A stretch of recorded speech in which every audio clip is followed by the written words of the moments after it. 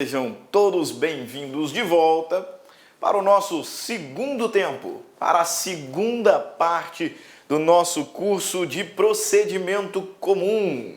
É isso aí. Na aula passada, nós começamos o estudo do procedimento comum, identificando aqui alguns conceitos essenciais, como jurisdição, processo, procedimento. Fizemos a diferença de processo e procedimento e ainda completamos essa introdução identificando o que efetivamente foi alterado com o advento do Código de Processo Civil de 2015. Nós vimos lá acerca da extinção do processo cautelar, o que não significa que a tutela cautelar tenha sido extinta, ela apenas foi transferida lá para o âmbito das tutelas provisórias.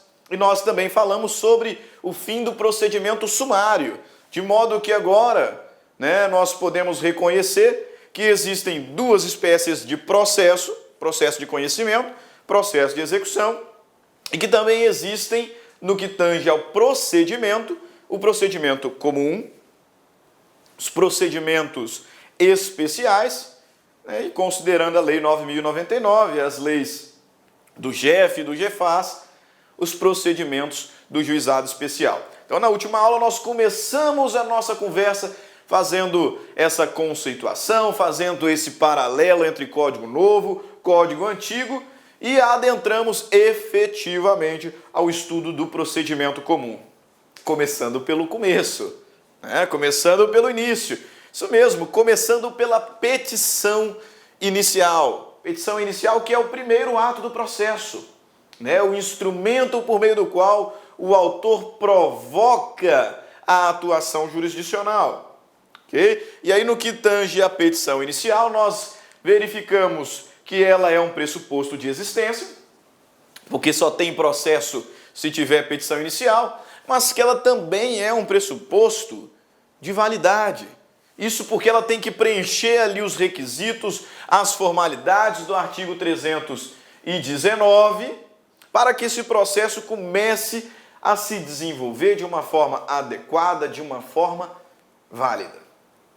Então, a petição inicial ela é um pressuposto de existência e também um pressuposto de validade. Ela precisa preencher os requisitos lá estipulados no artigo 319 e também, precisa conter os documentos essenciais, de acordo com o texto do artigo 320. Eu apenas faço nota aqui que na sua petição inicial o autor pode pleitear alguma tutela provisória. E aí no desenho do novo Código de Processo Civil, nós já comentávamos que essa tutela provisória, ela pode ser uma tutela de urgência ou de evidência. E essa tutela de urgência pode ser antecipatória ou cautelar. Que é que foi parar a tutela cautelar, haja vista não termos mais o processo cautelar. Ok? Então, somente essa observação. Petição, pressuposto de existência, pressuposto de validade. Precisa preencher os requisitos do 319, do 320. Fez isso? Porque agora é a hora do juiz. Agora é a hora do juiz se manifestar. E à luz do que nós verificamos na primeira parte, esse juiz, ao receber a petição inicial, ele pode realizar os seguintes atos. Primeiro, verificando a inobservância do artigo 319 ou do 320, observando que falta ali algum requisito formal, algum requisito essencial à validade dessa petição, o juiz pode ordenar ao autor que a emende ou complete. Então, esse é o primeiro ato que o juiz pode realizar, intimar o autor para emendar ou completar a inicial, à luz do artigo 321 do novo CPC. Perfeito? Ok. Mas o juiz também pode indeferir a petição inicial, com fundamento lá no artigo 330, melhor dizendo.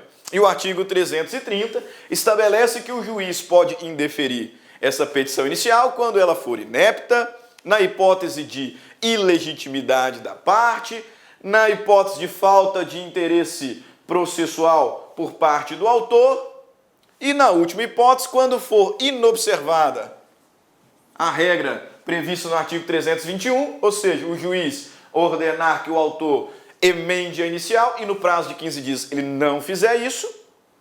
E também no artigo 106, do CPC, naquelas causas em que o advogado atuar em causa própria. Quando o advogado atuar em causa própria, diz o artigo 106 que ele tem que cumprir com alguns requisitos, indicar o endereço, indicar o número da sua inscrição na ordem, indicar a sociedade de advogados a qual ele faz parte, e se ele não fizer isso, o juiz dará um prazo de 5 dias para suprir essa omissão, e se essa omissão não for suprida, taca-lhe pau, e indefere a petição inicial. Então o juiz pode ordenar que o autor emende a inicial, ele pode indeferir a petição inicial nessas 4 hipóteses, ele pode também julgar improcedente liminarmente o pedido. E aí cabe fazer aqui uma observação, Quando o juiz indeferir a petição inicial, ele está proferindo uma sentença terminativa, uma decisão sem análise do mérito.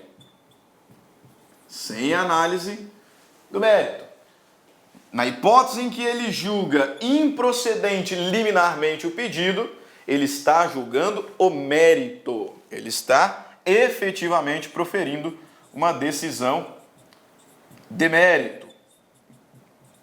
De mérito porque esse pedido ele contraria precedente de observação obrigatória, enunciado de súmula do STF, do STJ, decisão em recurso repetitivo proferido pelo STJ, pelo STF, entendimento pacificado em julgamento de IRDR, de incidente de assunção de competência, ou enunciado de súmula dos tribunais acerca de direito local. Perfeito. Se o pedido do autor contrariar esses precedentes de observação obrigatória, então o juiz liminarmente julgará improcedente o pedido. Decisão de mérito.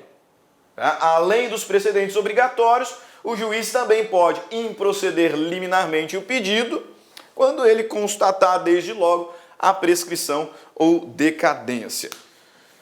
Ok, paramos aqui na última aula.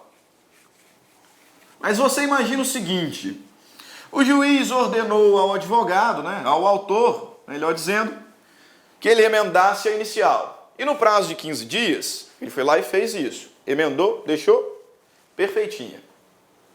Do jeito que a regra manda. Artigo 319, artigo 320. Ou, desde logo, a petição sempre esteve adequada. Então, não é caso de indeferimento da petição inicial. E o pedido ele não contradiz precedente obrigatório e também não há nem prescrição nem decadência no caso concreto. Perfeito. Se não é nenhuma dessas 3 hipóteses, o que o juiz fará? Qual será o ato realizado por esse juiz agora? Acertou. Na mosca. Na mosca, é isso mesmo. O juiz mandará citar o réu. E é aqui que nós começamos efetivamente esse segundo bloco, com a citação. E já chamando a atenção de vocês para uma inovação importantíssima do CPC 15. Tá? Aqui nós temos uma novidade extremamente relevante. Cuidado, porque lá no CPC 73, o juiz ordenava a citação do réu para ele integrar o processo e neste ato intimava o réu para contestar. É isso aí. Lá no CPC 73, o réu era citado para integrar o processo e intimado para contestar. Agora não é mais assim. Essa não é a regra do procedimento comum à luz do Código vigente. Por que que essa não é a regra? Porque você sabe que o CPC 15 trouxe uma novidade aqui para o procedimento comum. Isso mesmo, a existência de uma audiência preliminar, de conciliação ou mediação. Então agora, na vigência do CPC 15, o réu ele será citado para integrar o processo e neste ato intimado para comparecer em audiência. Viu só como é que a mudança é significativa? Esse réu ele será citado e intimado para comparecer em audiência. E não mais para contestar de logo. Não, citado e intimado para comparecer em audiência. Interpretação que extraímos lá do artigo 334 do Código de Processo Civil, que diz o seguinte, confere aí na tela: se a petição inicial preencher os requisitos essenciais e não for caso de improcedência liminar do pedido, então se a petição preencher os requisitos essenciais, não é caso de indeferimento da petição inicial. E se também não for hipótese de improcedência liminar do pedido, o que o juiz fará? Ele designará a audiência de conciliação ou de mediação com antecedência mínima de 30 dias, devendo o réu ser citado com pelo menos 20 dias de antecedência. Então agora o réu é citado para integrar o processo e intimado para a audiência de conciliação ou mediação. Mas aí vai a pergunta. Pergunta importante, pergunta muito importante para você. Essa audiência, ela é obrigatória? Essa audiência, ela sempre acontecerá? Ou existe alguma hipótese de dispensa? Ou existe alguma hipótese em que essa audiência será dispensada? E aí? Pessoal, isso aqui tem sido muito cobrado em prova de concurso. Muito cobrado em prova de concurso. Por quê? Porque a regra agora é a da realização da audiência. Só que essa regra comporta exceções. Nós temos duas exceções aqui. Duas hipóteses em que a audiência não será realizada. Parágrafo 4º do artigo 334 do Código de Processo Civil. Esse artigo aqui tem que ser marcado de rosa-choque, porque isso cai demais. Artigo 334, parágrafo 4º do novo CPC, que diz o seguinte: a audiência de conciliação ou mediação não será realizada se ambas as partes manifestarem expressamente desinteresse na composição consensual, ou 2, nos processos em que não se admitir a autocomposição. Se ambas as partes manifestarem desinteresse na composição, isso significa dizer que se apenas o autor manifestar desinteresse ou apenas o réu manifestar desinteresse, a audiência acontecerá. Atenção à técnica, atenção à hermenêutica. O texto diz que se ambas as partes manifestarem desinteresse na composição, aí sim a audiência pode ser dispensada. Então não cai em pegadinha besta. Só o autor manifestou seu desinteresse, então a audiência vai acontecer. Só o réu manifestou, então vai acontecer ambas as partes. Ambas as partes. Beleza? A audiência também não acontecerá, como diz o texto, quando o processo não admitir autocomposição. Quando pela natureza da demanda não for possível a autocomposição. Por exemplo, quando a fazenda pública é parte desse processo. Por exemplo, quando esse processo tem relação com o direito indisponível. Não cabe conciliação. Então não tem razão para ser realizada uma audiência de conciliação ou mediação. Ok? Mas no que toca lá a primeira hipótese de dispensa, quando o autor e réu manifestarem desinteresse. De que forma o autor manifesta desinteresse na audiência de conciliação ou mediação? De que forma? Correto, matou a charada na petição inicial. É por isso que nós vimos quando falávamos sobre os requisitos da petição inicial, lá no artigo 319, o último requisito é justamente a manifestação do autor quanto ao seu interesse ou não na realização da audiência. Porque essa manifestação expressa dele será feita na petição inicial. Tudo bem, o autor ele manifestará na petição inicial, só que o réu ele foi citado para a audiência, ele não foi citado para contestar e nem citado para e intimado, né? Citado e intimado para se manifestar acerca da audiência. Foi isso. De que forma que o réu vai manifestar o seu desinteresse na realização desta audiência de conciliação ou mediação? Quer uma resposta simples? Bem simples? Ok. Petição simples. Basta o réu protocolar uma petição simples, manifestando o seu desinteresse na realização da audiência. É o que o texto do artigo 334, parágrafo 5º, nos revela. O autor deverá indicar na petição inicial, autor indicará na petição inicial seu desinteresse na autocomposição e o réu deverá fazê-lo por petição. E o réu deverá fazê-lo por petição, a qual deve ser protocolada até 10 dias antes da data da audiência. Então o autor manifesta seu desinteresse na petição inicial e o réu por petição simples, protocolando ali petição simples. Essa petição deverá ser protocolada no mínimo 10 dias antes da ocorrência da audiência. Mas e se tem vários réus?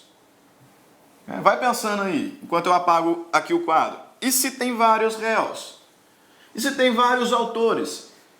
Vou falar de forma técnica, né? E se eu estou diante de litisconsórcio?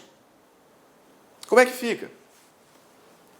O legislador diz que, na existência de litisconsórcio, todos os litisconsortes deverão manifestar o seu desinteresse na realização da audiência. Todos os litisconsortes deverão manifestar seu desinteresse na realização da audiência. Eu tenho 3 réus em litisconsórcio necessário ou em litisconsórcio facultativo que seja. Se um deles disser que quer a audiência vai acontecer. A audiência vai acontecer. Por quê? Veja ali artigo 334, parágrafo 6º. Havendo litisconsórcio, o desinteresse na realização da audiência deve ser manifestado por todos os litisconsortes. Show de bola? Show? Agora eu questiono. Última pergunta aqui, relacionada à audiência de conciliação e mediação. Se não for o caso de dispensa da audiência e alguma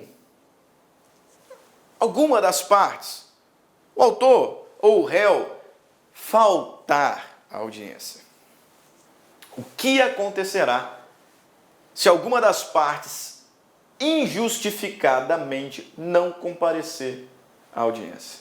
Tem pena? Tem sanção para isso?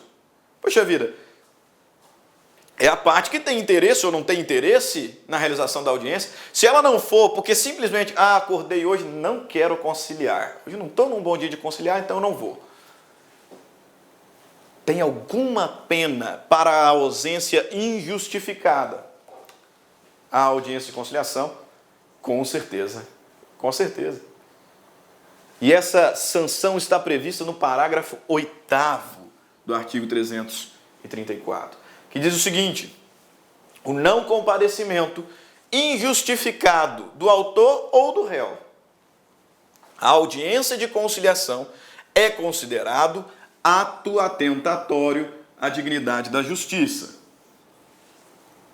Então, se eu faltar injustificadamente à audiência de conciliação ou mediação, ato atentatório à dignidade da justiça, sendo sancionado com multa de até 2% do valor da causa, né, ou da vantagem pretendida. 2%, eu não falei 1, eu não falei meio, eu não falei 3 nem 10. 2%. 2%. E, por favor, tem alguns números que nós precisamos gravar. E esse é o caso. Já vi alguns concursos falarem 1%, meio por cento, 3%. Não, 2%.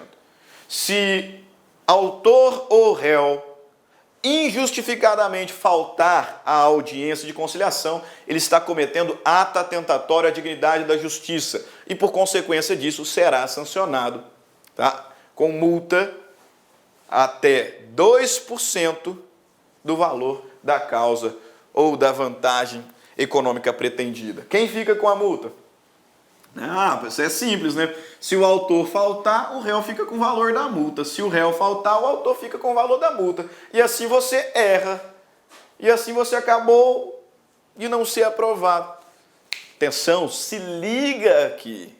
Se autor ou réu se ausentar injustificadamente, comete ato atentatório à dignidade da justiça, podendo ser sancionado com multa de até 2% do valor da causa. E essa multa será revertida à União, você acha que ele não ia querer? Ou ao Estado. Essa multa será revertida à União ou ao Estado. Belezinha? Então veja lá, como é que isso já foi cobrado em prova. E você, meu aluno, não errará essa questão, hein? Não errará essa questão. Mamãozinha com açúcar. Olha ali, Banca VUNESP, prova para procurador municipal da cidade de Alumínio, em São Paulo. Tem um grande amigo que nasceu em Alumínio. Olha o que diz a banca. Janaína propôs ação declaratória contra o Banco Nunes S.A. Em sua petição inicial, esclareceu que não tinha interesse na realização da audiência de conciliação ou de mediação. Nessa situação é correto afirmar: se o banco réu optar pela realização da audiência, o juiz, diante da manifestação da autora, deverá desmarcar a audiência. É isso? Lógico que não. Precisa da manifestação de ambos. Ambos têm que se manifestar expressamente quanto à renúncia à realização da audiência, quanto ao desinteresse na realização da audiência. Se um quiser, tem audiência. Então está errado. B. Caso houvesse litisconsórcio, o desinteresse na realização da audiência deve ser manifestado por todos os litisconsortes. X da questão: se tem litisconsórcio, todos os litisconsortes têm que manifestar seu desinteresse na realização da audiência. X da questão. C. No mesmo processo só pode ser realizada uma sessão de mediação ou conciliação. Não, quantas forem necessárias. E olha a pegadinha que eu disse. Caso seja designada a audiência de mediação ou conciliação e Janaína não compareça, tal ausência será considerada ato atentatório à dignidade da justiça. Até aí, perfeito. O erro vem agora, com a aplicação de multa de até 1% do valor da causa. Até 2% do valor da causa. Prova da Defensoria Pública do Espírito Santo, meu saudoso Espírito Santo. Sou nascido na cidade de Barra de São Francisco, sou capixaba. E agora trago aqui uma questão lá do meu Espírito Santo, Defensoria Pública, que diz o seguinte, julgue ele como certo ou errado. No procedimento comum, o não comparecimento injustificado do réu à audiência de conciliação ou mediação gera a sua revelia. Nem pensar. Nem pensar. A ausência injustificada à audiência de conciliação ou mediação é ato atentatório à dignidade da justiça, que será penalizado com multa de até 2%, que será revertida para a União ou Estado. Não tem essa história de revelia, por gentileza. Então, está errada a afirmação. Ótimo. Autor protocolou a petição inicial, o juiz mandou emendar, porque estava faltando algum dos requisitos do 319, ou o juiz indeferiu o pedido, ou o juiz julgou improcedente o pedido, ou o juiz indeferiu a petição inicial, ou julgou improcedente o pedido. Acabou. Mas não aconteceu nenhum desses problemas e por isso o juiz mandou citar o réu e intimá-lo para a audiência. Esse réu compareceu na audiência, o autor não houve conciliação. Ou ambos manifestaram a sua vontade na não realização da audiência e a realização não ocorreu, né? E a audiência não ocorreu. Ou tratava-se de um processo que não admite conciliação e por isso a audiência não ocorreu. Próximo passo na nossa linha temporal. Já tivemos petição inicial, já tivemos uma manifestação inicial do juiz, já tivemos citação, já tivemos ou não audiência. Próximo passo dentro do procedimento comum. Qual é? Agora é a hora do réu. Agora é a hora do réu se manifestar. É a hora do réu responder à demanda. E a primeira e principal forma, por que não, de resposta do réu é a contestação. O que é a contestação? A contestação é o ato de resistência. A contestação é o instrumento por meio do qual o réu exerce o seu direito de exceção. Me permita aqui fazer um rápido adendo, rapidinho. Quando estudamos a teoria geral do processo, verificamos a existência de 4 elementos fundamentais do direito processual. Olá, meus amigos, tudo bem? Sou o professor Luiz, desculpa interromper essa sua grande videoaula, mas muitos de vocês estão perguntando, professor, e o PDF dessa aula? Onde que está o PDF dessa aula? Atenção, o PDF dessa aula, a gente pede uma pequena contribuição aqui para a nossa plataforma da Lá Concursos, né? Olha só, atenção, todos os PDFs, não só dessa aula, mas todos os PDFs que eu falo que é do curso do TJ, da playlist da Lá Concurso TJ Pará 2019, né? Mais o Personal Coach. O que é o Personal Coach? É a nossa ferramenta pedagógica, ou seja, você pode assistir também esse vídeo, tá, lá na plataforma através do Personal Coach. Personal significa pessoal e coach significa treinador. Você vai ter um treinador pessoal aqui, a gente vai controlar você, a gente vai ranquear, nós vamos acompanhar o seu desempenho. Professor, quanto custa os PDFs e mais o Personal Coach? Apenas R$ 29,90 é o preço aí dessa pequena contribuição desse projeto aí da Lá Concurso, ok? Forte abraço, já, tchau. Jurisdição, poder, dever do Estado de conciliar, né? De poder, dever do Estado de pacificar, de solucionar litígios. Processo, que é o instrumento da jurisdição. Ação, que é o direito subjetivo, público, conferido ao autor. E exceção, que é o direito de defesa, especialmente atribuído ao réu. Então, o direito processual ele tem esses 4 elementos fundamentais: jurisdição, processo, ação e exceção. Ótimo. O direito de exceção ele é exercido fundamentalmente por meio dessa peça aqui, ó, por meio deste ato aqui, contestação. Contestação que é o ato de resistência, que é o instrumento por meio do qual o réu exerce o seu direito de exceção. Tá ligado? Tá aqui comigo? Perfeito. Então, quando a gente trabalha com contestação, não podemos deixar de falar de um princípio que é fundamental. Qual é esse princípio? Princípio da concentração, ou princípio, vamos passar aqui rapidinho, princípio da eventualidade. Princípio da concentração ou princípio da eventualidade. O que esse princípio ele estabelece? Ele estabelece que toda a matéria de defesa deve ser alegada na peça da contestação. Porque, como regra, o réu não terá outra oportunidade. O réu deve protocolar a sua contestação e, nessa contestação, tem que apresentar todas as suas alegações. Porque, como regra, ele não terá outra oportunidade para fazê-lo. Como regra, as alegações que não estiverem ali concentradas não poderão ser futuramente alegadas. Ou seja, todas as alegações devem ser apresentadas na contestação sob pena de preclusão. Sob pena de preclusão, é isso que estabelece o princípio da concentração, é isso que estabelece o princípio da eventualidade. Importantíssimo para você, concurseiro, para você, advogado, para você, estudante de direito.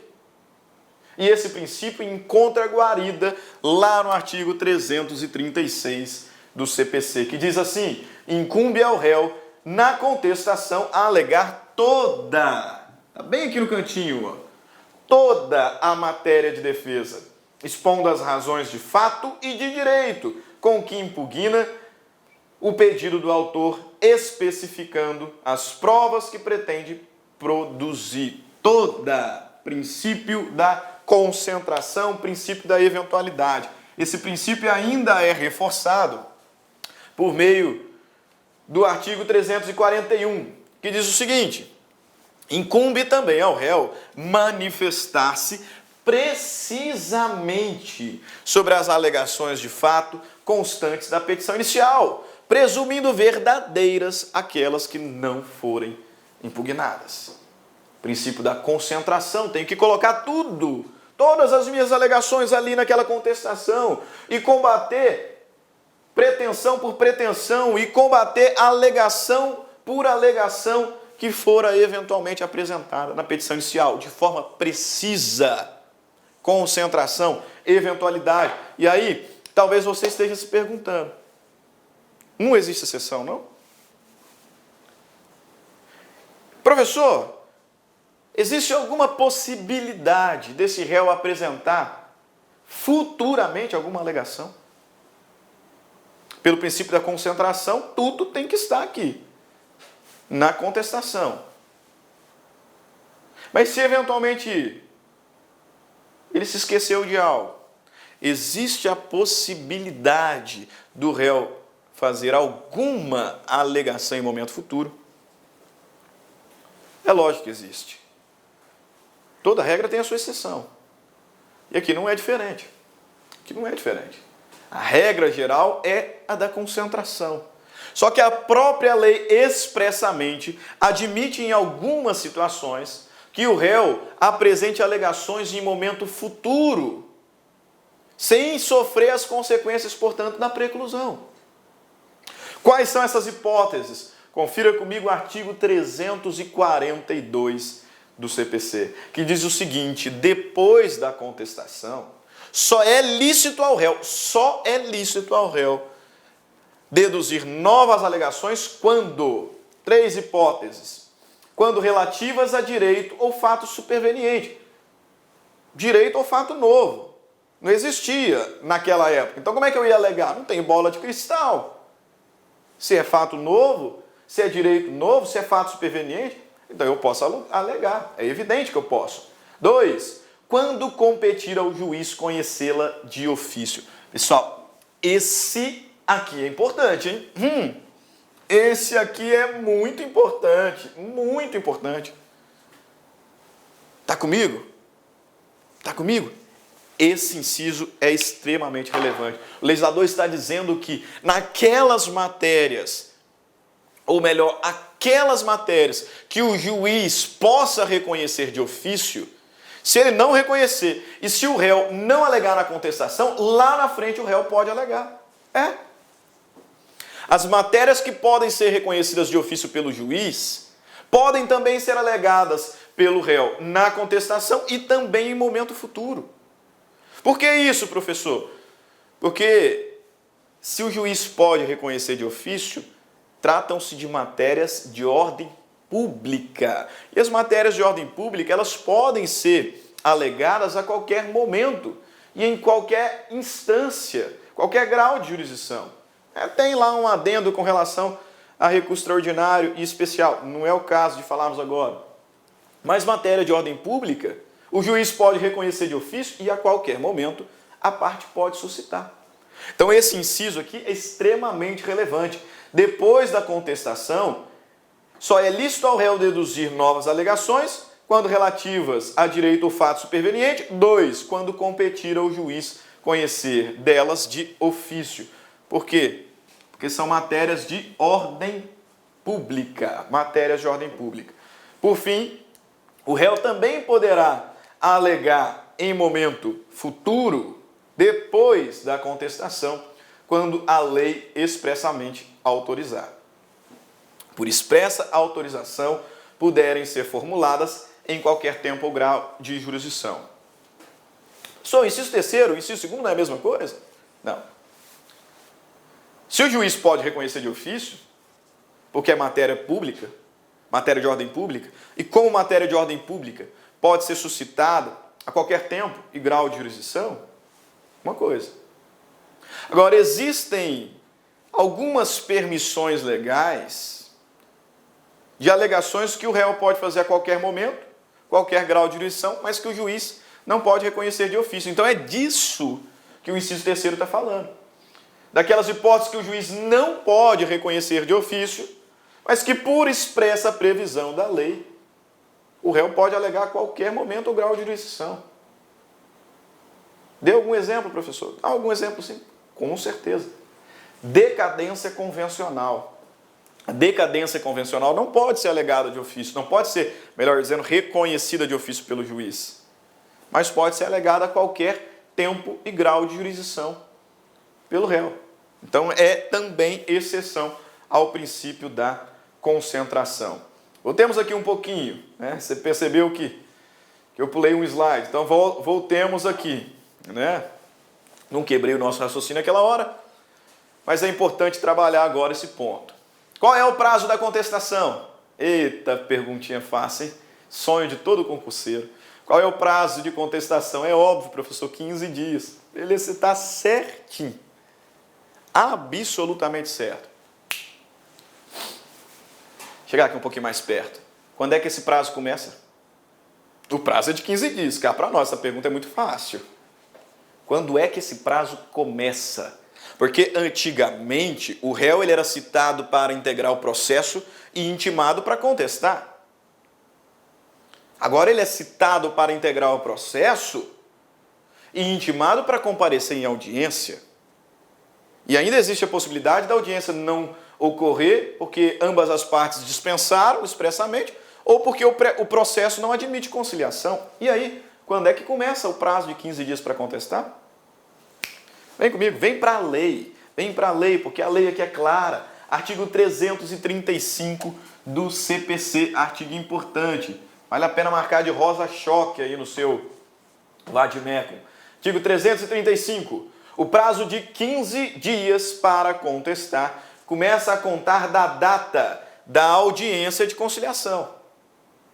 Da audiência de conciliação ou de mediação, ou da última sessão da conciliação, porque podem ter várias sessões, quando qualquer da parte não comparecer ou comparecendo, não houver composição.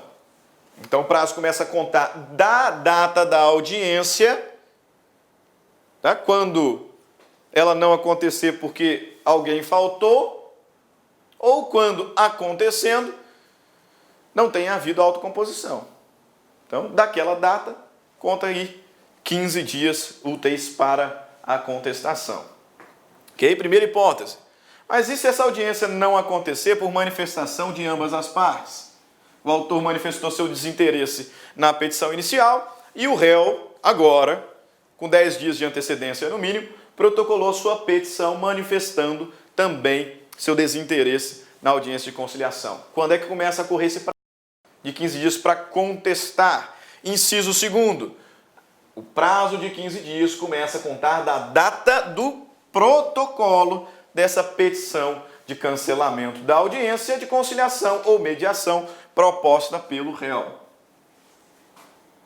Então, o prazo de 15 dias começa a contar da data do protocolo da petição apresentada pelo réu, na qual ele manifestamente expressava seu desinteresse pela realização da audiência.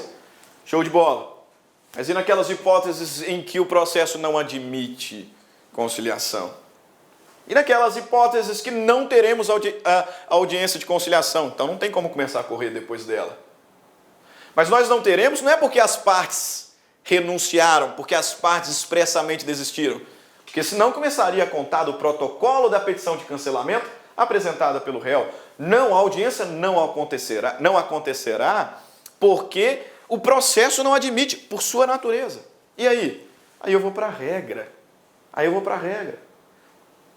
O legislador dirá o seguinte: o prazo de contagem da contestação iniciará da data prevista no artigo 231, de acordo com o modo como feita a citação, e aí depois ele seguirá. Mas o ponto é, o que esse artigo 231 está me dizendo?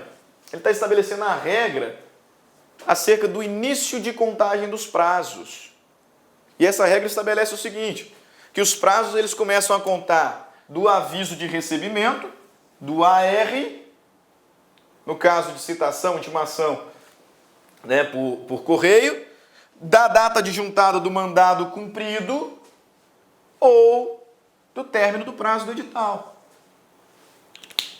Se não aconteceu a audiência, se não for o caso, né, de desistência expressa, né, pelas partes, por ambas as partes, com relação à realização da audiência, melhor dizendo, né, de desinteresse pela realização da audiência. Se não for nem esse caso, nem esse, mas sim um caso em que a audiência não é admitida em razão da natureza do processo, então o prazo para contestar se iniciará nos termos do artigo 231, da data de juntada do aviso de recebimento, do AR, da data de juntada do mandado cumprido ou do fim do prazo do edital. Beleza? Ótimo. Já falamos do princípio da concentração, falamos da sua exceção. Agora, um pouquinho sobre as espécies de defesa. Existem algumas espécies de defesa. Nós temos a defesa processual e a defesa de mérito. São duas. O réu ele pode apresentar defesa processual ou defesa de mérito. Defesa processual, quando ele não está aqui para atacar o mérito, ele não está aqui para atacar os fatos e nem a pretensão alegada, apresentada pelo autor na petição inicial. Não, ele não quer nem saber disso. Na defesa processual, o que o réu está contestando é a sua presença no processo ou a falta de preenchimento de alguma formalidade exigida pela lei. Ele não está contestando fatos, ele não está contestando a pretensão, ele não está preocupado com o mérito. Ele está contestando a presença dele nesse processo ou a inobservância de alguma formalidade essencial e exigida por lei. Essa defesa processual pode ser de duas vertentes. Aqui uma subclassificação. Nós temos a defesa processual peremptória e nós temos a defesa processual dilatória. Qual é a diferença entre elas? Defesa processual peremptória é aquela que, se for acolhida, o processo acaba ali. Defesa processual peremptória é aquela que, se for acolhida, culminará na extinção do processo. Exemplo, vamos lá, ilegitimidade da parte, né? Como regra, nós já vamos ver uma exceçãozinha daqui a pouco. Falta de interesse de agir. Não é? Extinguiu o feito. Defesa peremptória. Acabou o processo. Já ouviu falar de perempção? Já ouviu falar de litispendência? De coisa julgada? Pois é.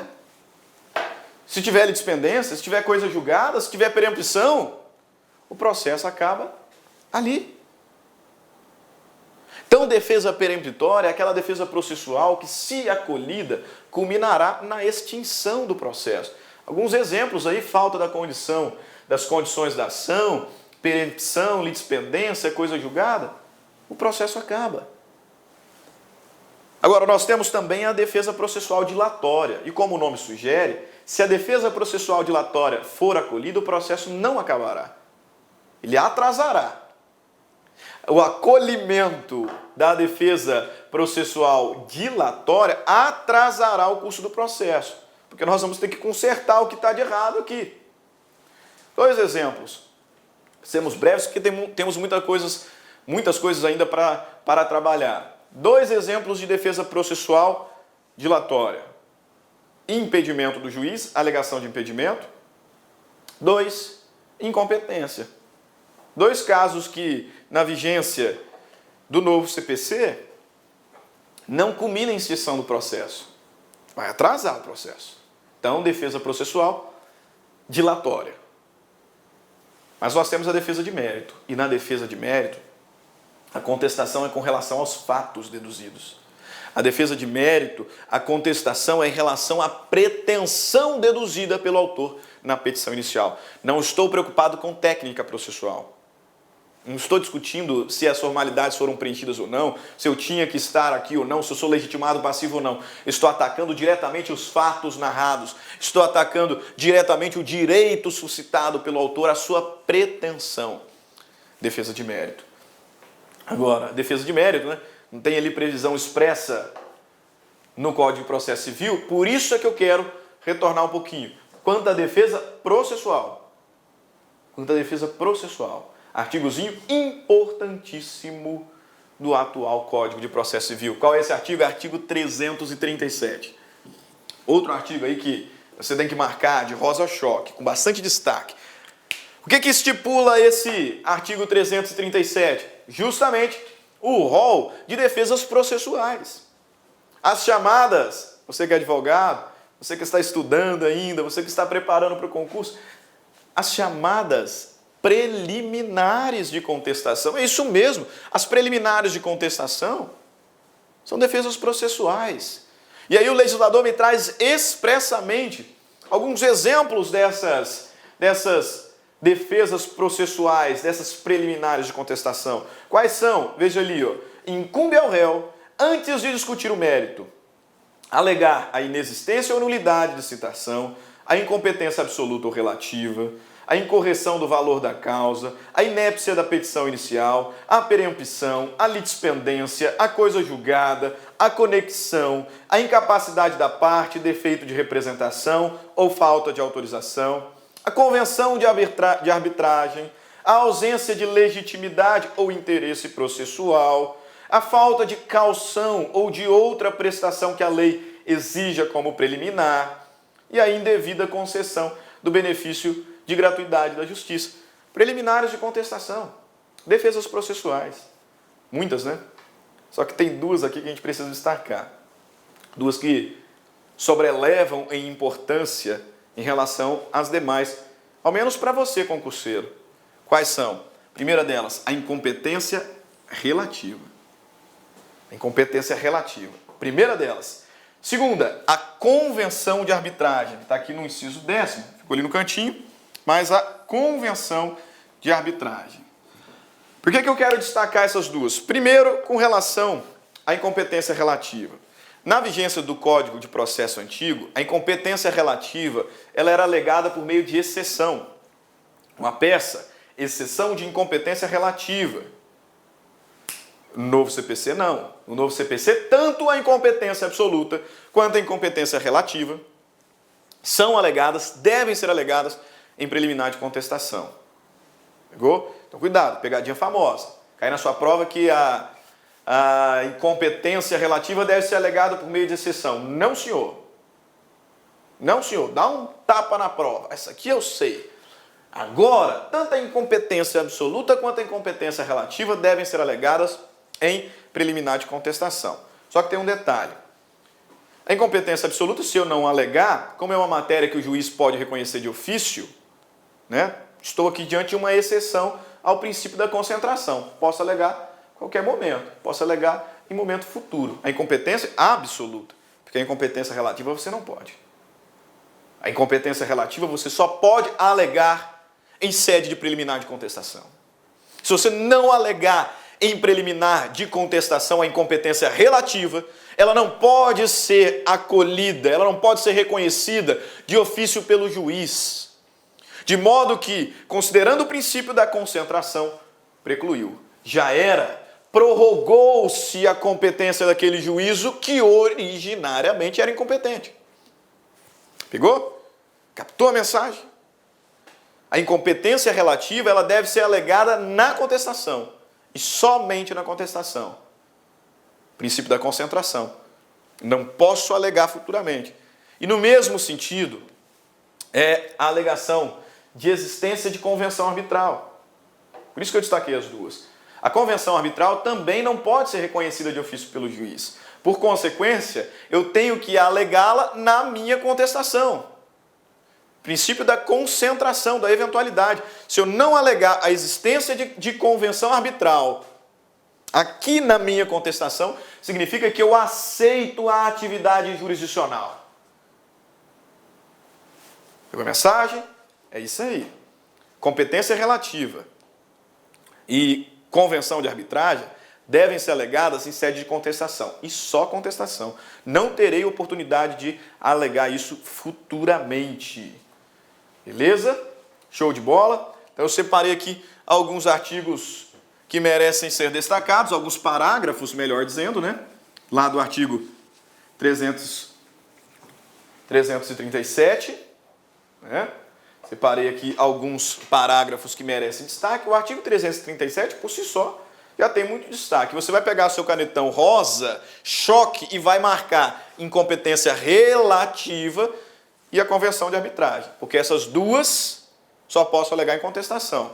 Beleza? Já fez isso? Já fez isso? Se não fez ainda, vai lá e faz, cara. Perca mais tempo, não. Só que também aqui no âmbito do artigo 337, vale a pena destacar alguns outros parágrafos. Né? Alguns parágrafos. Parágrafo 1º, 2º, 3º e 4º. Né? Não dá tempo de a gente ficar aqui lendo todos eles. Mas esses 4 primeiros parágrafos, eles dão uma verdadeira... Olá, meus amigos, tudo bem? Sou o professor Luiz, desculpa interromper essa sua grande videoaula, mas muitos de vocês estão perguntando, professor, e o PDF dessa aula? Onde que está o PDF dessa aula? Atenção, o PDF dessa aula, a gente pede uma pequena contribuição aqui para a nossa plataforma da Lá Concursos, né?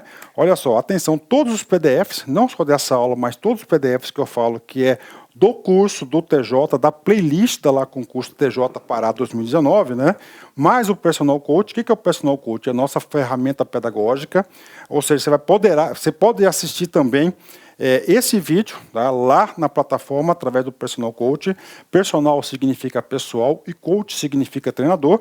Você vai ter um treinador pessoal aqui, a gente vai controlar você, a gente vai ranquear, nós vamos acompanhar o seu desempenho. Professor, quanto custa os PDFs e mais o Personal Coach? Apenas R$ 29,90 é o preço aí dessa pequena contribuição desse projeto aí da Lá Concurso, ok? Forte abraço, já, tchau. Aula sobre elementos da ação, litispendência e coisa julgada. Uma verdadeira aula, autoexplicativo. Dá uma lida lá. O parágrafo 2º estabelecerá ali quais são os elementos da ação. Quais são os elementos da ação?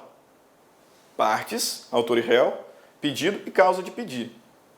Partes, pedido e causa de pedir. E ele está esclarecendo aqui quais são os elementos da ação, porque ele estabelecerá o seguinte: se alguém propor uma ação idêntica, ou seja, com os mesmos elementos, e essa primeira ação está em andamento, então resta configurada a litispendência. Essa segunda tem que ir para o saco, tem que terminar, tem que ser extinta.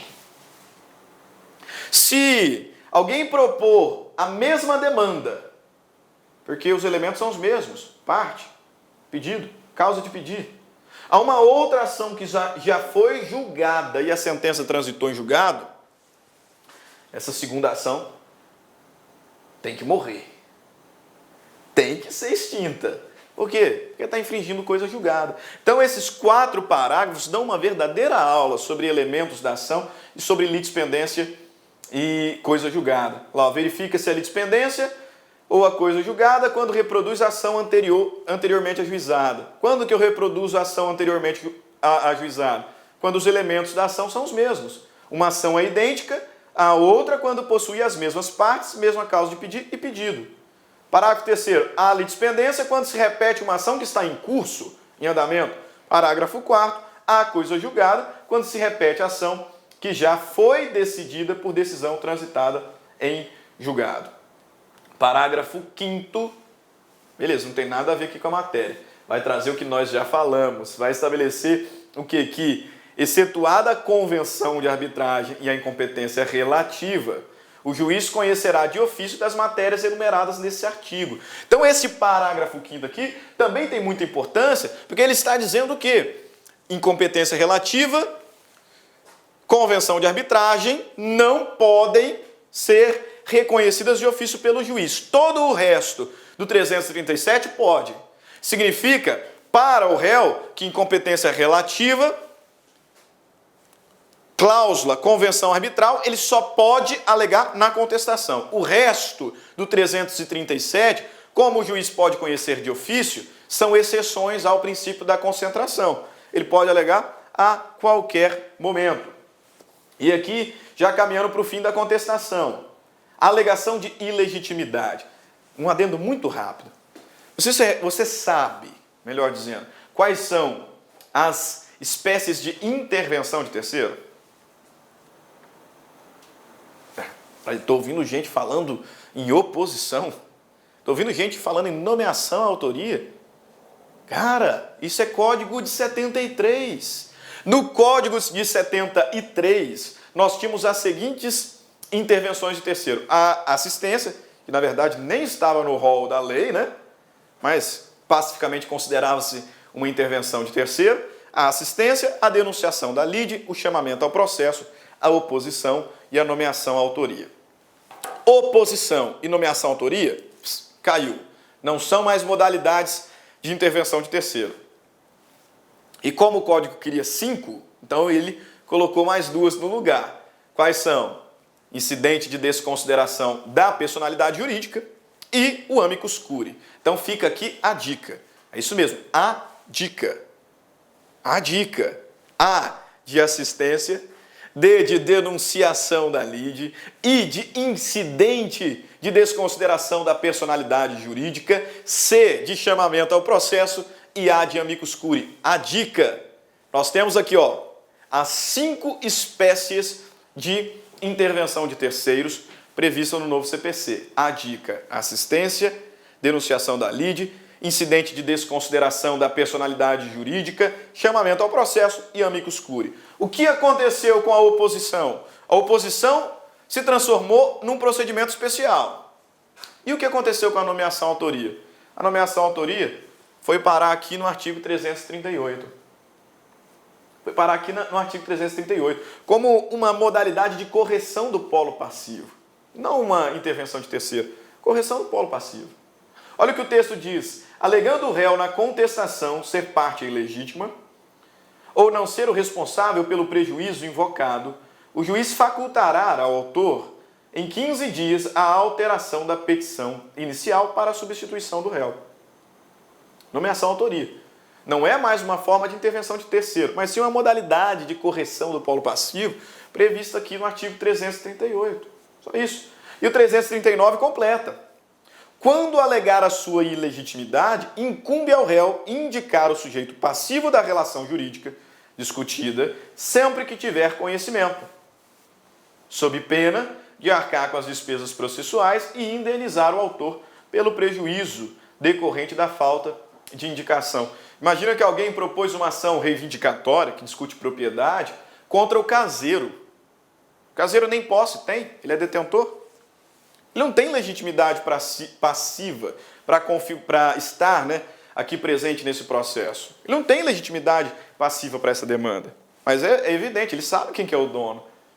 Então, na sua contestação, esse caseiro tem que indicar quem é o legitimado passivo, sob pena de arcar com as despesas processuais e indenizar o autor pelos prejuízos decorrentes da falta de indicação. Questãozinha aqui para quebrar o gelo, dar uma relaxada. Procurador Previdenciário. João ingressou com uma ação contra Maria em 31 de março de 2017. Sexta-feira. Foi realizada a audiência de conciliação, sendo que não houve autocomposição. Como Maria estava confiante de que faria um acordo com o João, não apresentou sua defesa antes da referida audiência. Acerca da apresentação da contestação, assinale a alternativa correta. Eita, que questãozinha fácil, né?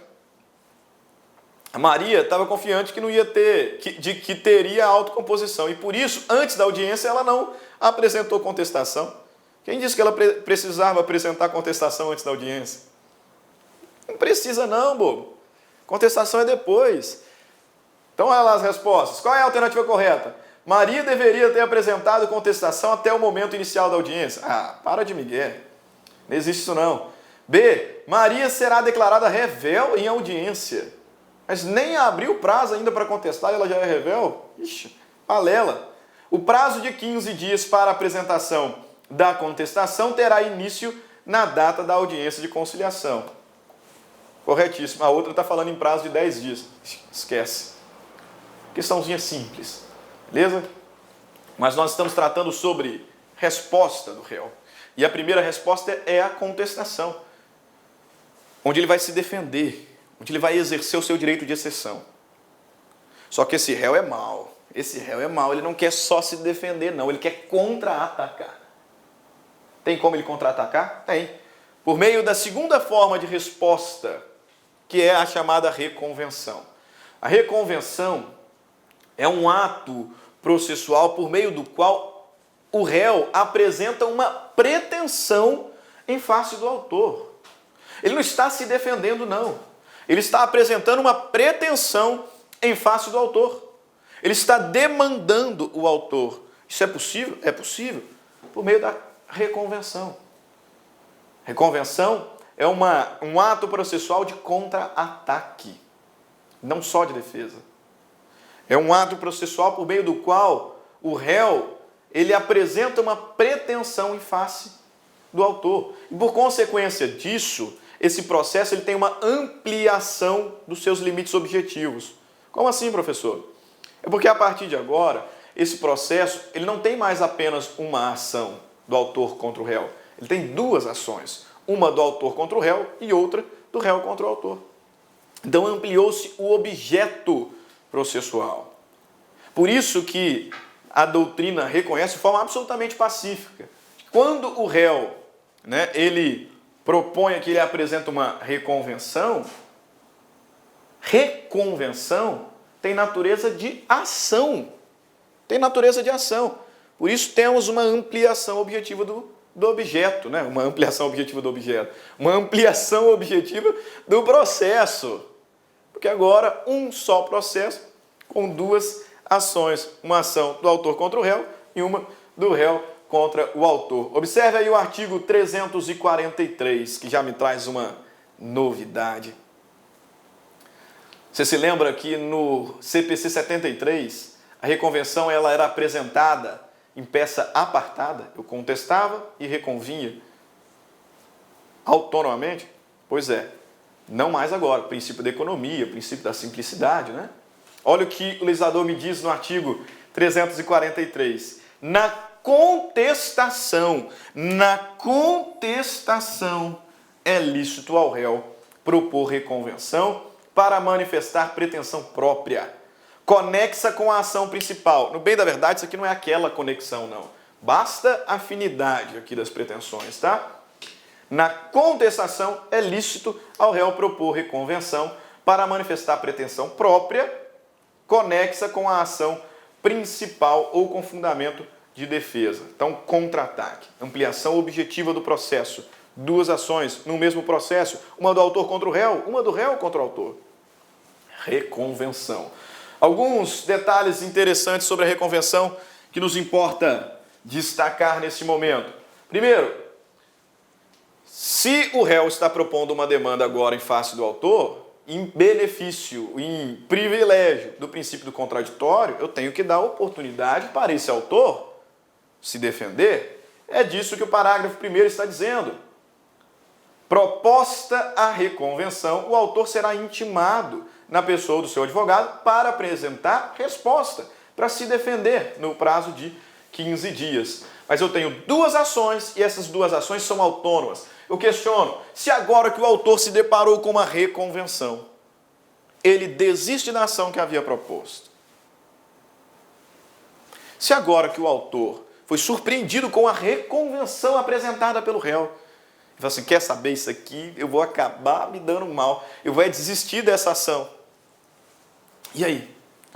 A desistência do autor implica também na extinção da reconvenção? É lógico que não, elas são ações autônomas. É isso que o parágrafo 2º nos diz. A desistência da ação ou a ocorrência de causa extintiva que impeça o exame do seu mérito, não obsta o prosseguimento do processo quanto à reconvenção, porque as ações são autônomas. E aí, duas novidades do CPC 15. Saca só, grava aqui, duas novidades. Na reconvenção é possível a formação de litisconsórcio. É isso mesmo. Ao reconvir, o réu pode determinar, pode pleitear a formação de litisconsórcio passivo entre o autor e um terceiro que estava fora do processo. Ao reconvir, o réu pode chamar um terceiro para demandar com ele o autor, formando assim um litisconsórcio ativo. Gravou? O novo CPC permite a formação litisconsorcial na reconvenção. É disso que os dois parágrafos estão falando. Parágrafo 3º, a reconvenção pode ser proposta contra o autor e terceiro, litisconsórcio passivo. A reconvenção pode ser proposta pelo réu em litisconsórcio com o terceiro, litisconsórcio ativo, instituído na reconvenção. Perguntinha rápida aqui para seguirmos. Veja lá. Julgue o item que segue, referente ao procedimento comum no processo civil. CESP, prova de procurador do município de Fortaleza. No polo ativo ou passivo da reconvenção, poderão ser incluídos terceiros legitimados em litisconsórcio ativo ou passivo. Quem dera na sua prova caísse logo depois do professor falar, né? Olha lá. No polo ativo ou passivo da reconvenção, poderão ser incluídos terceiros legitimados em litisconsórcio ativo ou passivo. A reconvenção pode estabelecer litisconsórcio? Pode, é lógico que pode. Então, a resposta está absolutamente correta e você acabou de ser aprovado no concurso da Procuradoria Municipal de Fortaleza. Eita, que beleza, hein? Já pensou? Resposta está absolutamente correta. Agora tem uma última forma, né, para a nossa reflexão de resposta do réu. E essa forma de resposta do réu é justamente quando ele não responde. A doutrina reconhece, a melhor doutrina reconhece que a revelia também é uma forma de resposta do réu. O réu pode contestar, o réu pode reconvir, pode fazer os dois, né? Inclusive na mesma peça, na contestação. Mas o réu também pode se abster de contestar. Ele pode se omitir, permanecer inerte. E diante da contumácia do réu, ele será considerado, então, revel. Por isso, revelia, destaco aqui, é a contumácia do réu. É o que ocorre quando ele deixa de contestar. E essa omissão não vai sair barata, porque a revelia tem alguns efeitos. Tem alguns efeitos. Quais são os efeitos da revelia previstos no nosso Código de Processo Civil? Vem aqui para o quadro. São efeitos da revelia previstos no nosso Código de Processo Civil. Primeiro, a presunção de veracidade das alegações de fato formuladas pelo autor. Isso aqui é o que a gente chama de confissão ficta. É o que nós chamamos de confissão ficta. Primeiro efeito da revelia.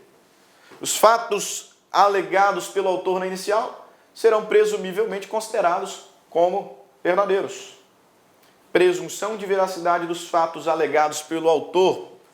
Artigo 344. Segundo efeito da revelia. Fluência dos prazos a partir da data de publicação do ato no órgão oficial, acaso o réu não tenha patrono nos autos. Fluência dos prazos a partir da data de publicação, artigo 346. O que significa? Se o réu não tiver patrono nos autos, ele não mais será intimado. Não será mais intimado dos atos processuais. Não será. E esses prazos decorrentes do ato começarão a ocorrer da data da publicação, segundo efeito. E o terceiro, e talvez mais relevante, mais significativo efeito, é que em razão da revelia, esse processo ele pode ser julgado antecipadamente, ele pode ser julgado agora. A revelia possibilita o julgamento antecipado do pedido, é o que está previsto lá no artigo 355, inciso 2º. Então a revelia é quando o réu permanece inerte. A revelia é a contumácia, é quando ele deixa de contestar. E essa sua omissão, essa sua inércia produzirá efeitos gravíssimos, seríssimos. Primeiro, veracidade das alegações de fato apresentadas pelo autor na petição inicial, confissão ficta. Segunda, ele não mais será intimado dos atos processuais e os prazos começarão a correr da data da publicação. E terceiro, o pedido poderá ser julgado antecipadamente. Já pensou? Que prejuízo, hein? Era melhor ter feito alguma coisa, né? Era melhor ter feito alguma coisa. Mas, professor, a revelia sempre produzirá esses efeitos? Nunca diga sempre, né? Aqui no direito não existe espaço para esse tipo de declaração. Sempre, tão somente, exclusivamente, não tem espaço para isso. Porque são várias as exceções. E aqui não é diferente. Regra geral, se o réu ele é revel, sofrerá essas 3 consequências possíveis. Mas, por vezes, os efeitos da revelia são mitigados. E são mitigados por força da própria lei. A lei expressamente dispõe lá no artigo 345 do CPC as hipóteses de mitigação dos efeitos da revelia. Ou seja, hipóteses em que o réu revel não sofrerá aquelas consequências que nós identificamos no slide anterior. Quais são as hipóteses de mitigação dos efeitos da revelia? Fica aqui comigo, artigo 345. Quando, havendo pluralidade de réus, litisconsórcio passivo, algum deles contestar a ação. Se eu tenho um litisconsórcio passivo e um dos réus contestou, pronto, mitigou-se o efeito daquele que se manteve inerte, daquele que é revel. Segundo, litisconsórcio versar sobre direito indisponível. Se ele não tem como transigir, se a inércia dele não pode culminar na presunção de veracidade dos fatos alegados, não pode produzir a possibilidade de julgamento antecipado dessa lide. Você não pode. São direitos indisponíveis. Terceiro, a petição inicial não estiver acompanhada de instrumento que a lei considere disponível, indispensável, melhor dizendo, à prova do ato. O sujeito está alegando em juízo que eu devo para ele 500 mil reais em razão de um contrato. E ele não julgou esse contrato. E agora o juiz entende, presume que esse contrato existe, contrato que nunca foi juntado, que esse contrato existe e que eu tenho que pagar para ele 500 mil reais. Poxa vida, o fundamento do pedido dele é o contrato e não foi juntado. Ah, calma lá também, né? Não é bem assim, não. 4. Quando as alegações de fato formuladas pelo autor forem inverossímeis ou estiverem em contradição com a prova constante dos autos, a petição está uma bagunça. Ele juntou uma prova e está dizendo o contrário. O que ele está falando é uma mentira e é evidente que é uma mentira. Então não serão produzidos os efeitos da revelia. Então, as 4 hipóteses de mitigação da revelia, quando um dos litisconsortes contesta, salvando assim o outro, quando a ação tratar de direitos indisponíveis, quando a petição inicial não estiver acompanhada de um instrumento indispensável à prova do ato, ou quando as alegações forem inverossímeis, ou estiverem em contradição com a prova constante dos autos. Nessas hipóteses, portanto, os efeitos da revelia não serão produzidos. Ok? Ótimo.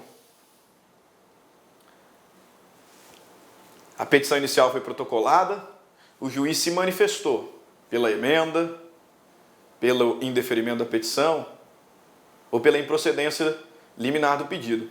Ou ele não fez nada disso, mandou citar o réu para comparecer em audiência de conciliação. Essa audiência aconteceu, não houve autocomposição. O réu, então, nesse ato, iniciou-se o prazo de 15 dias para o réu contestar. Ele contestou, ou ele não contestou, foi declarado revel. O que acontece agora? Já que houve ou não houve uma resposta, qual que é o próximo passo dentro do processo de conhecimento desenvolvido no seu procedimento comum? Nós já vimos petição inicial, manifestações preliminares ali do juiz, nós já falamos sobre citação, sobre audiência de conciliação, nós já falamos sobre resposta do réu, contestação, reconvenção, revelia. Qual que é o próximo passo? O próximo passo é a tomada de algumas providências preliminares. Agora é hora da gente tomar algumas providências preliminares, porque a primeira parte acabou. Quais são as providências preliminares possíveis e expressas no Código de Processo Civil? Primeira delas, se o réu não contestou e é, portanto, revel, mas em razão de se enquadrar lá no artigo 345, que eu até deixei marcado aqui, os efeitos da revelia não serão aplicados.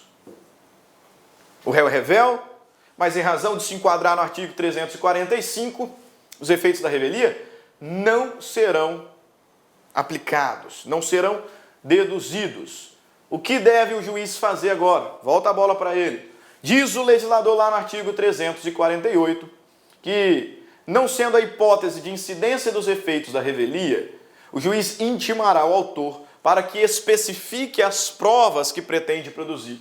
Se ele já não tiver feito isso, artigo 348. Então o juiz intimará o autor para que ele especifique as provas que pretende produzir, se já não tiver feito isso.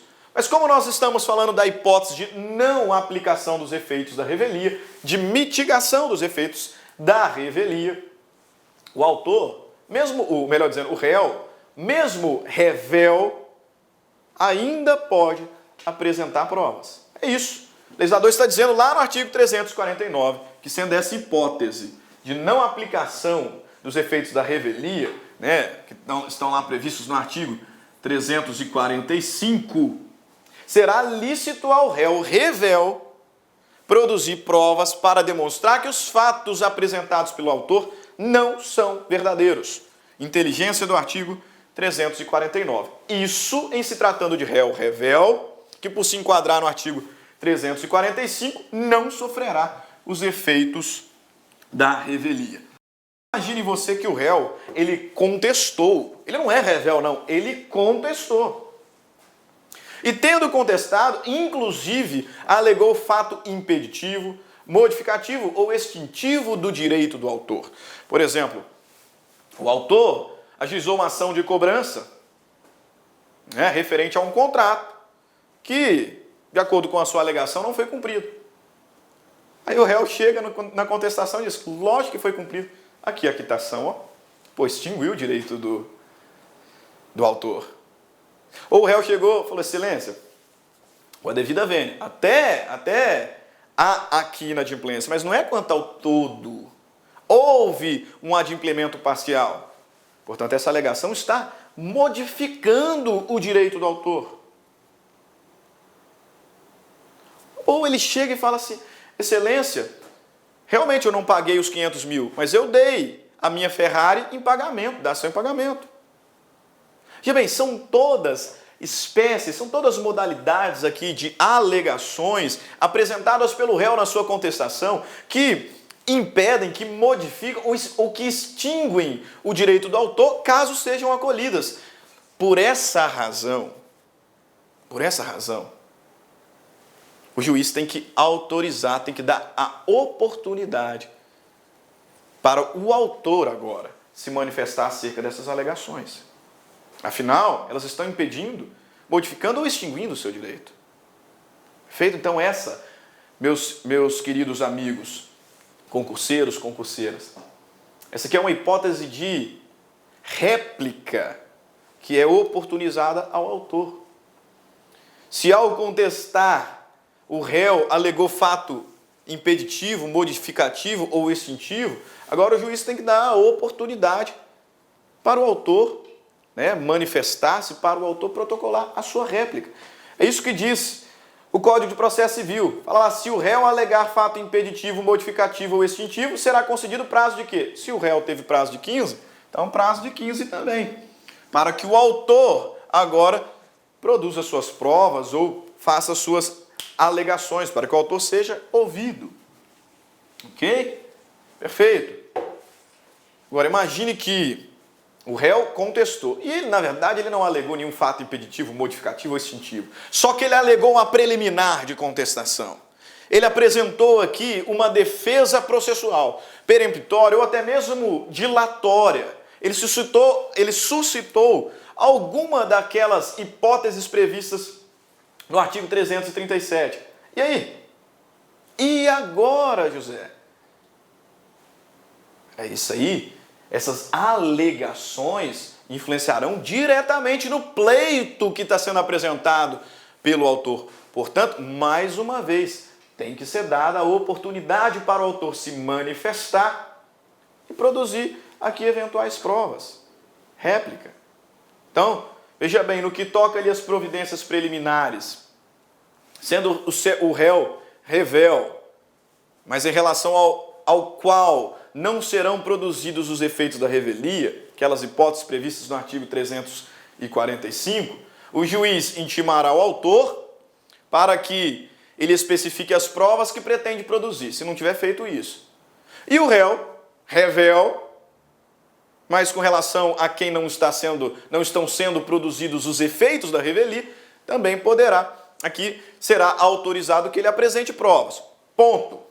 Não, mas o réu não é revel, ele contestou. E nessa contestação ele alegou fato impeditivo, modificativo, extintivo, ou ele contestou, suscitando aqui alguma das defesas processuais, peremptórias, dilatórias, ele apresentou uma preliminar de contestação. Então deixa o autor falar. Dá a oportunidade agora para que o autor apresente a sua réplica. Perfeito? Ótimo. Só que tem uma outra providência aqui preliminar, e essa aqui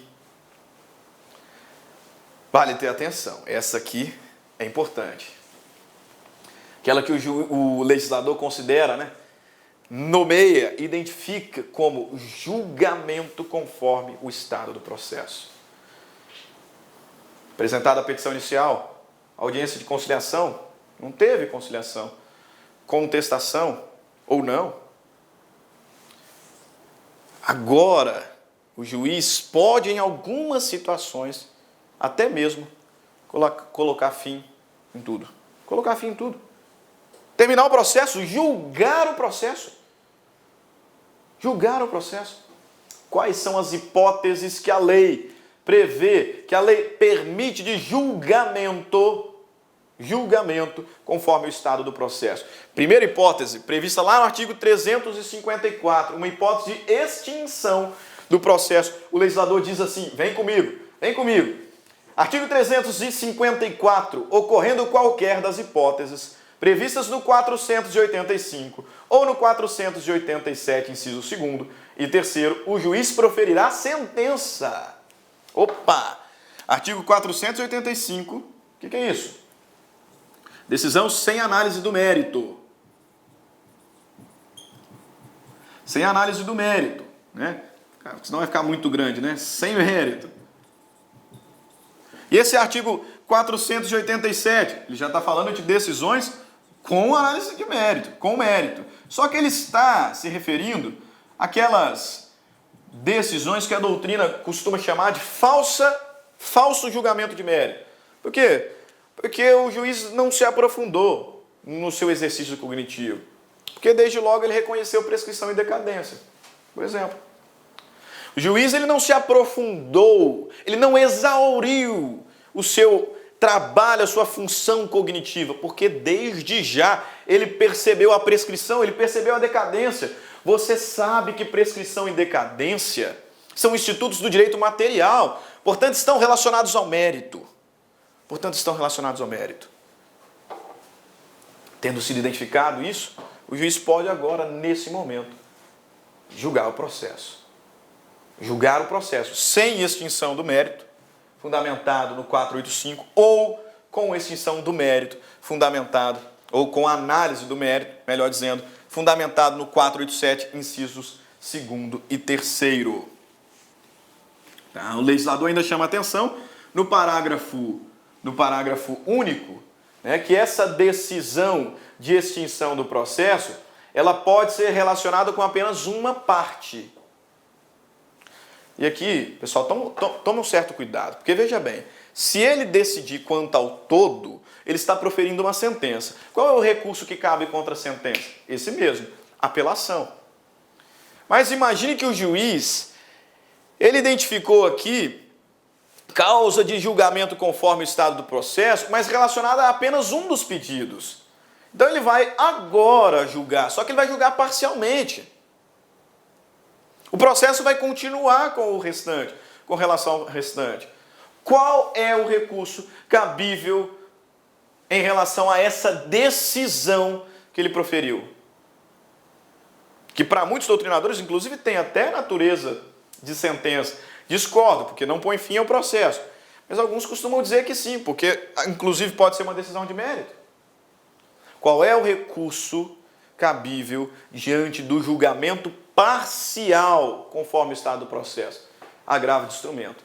Agravo de instrumento, parágrafo único diz isso. Olha lá, a decisão a que se refere o caput pode dizer respeito a apenas parcela do processo, caso em que será impugnável por agravo de instrumento.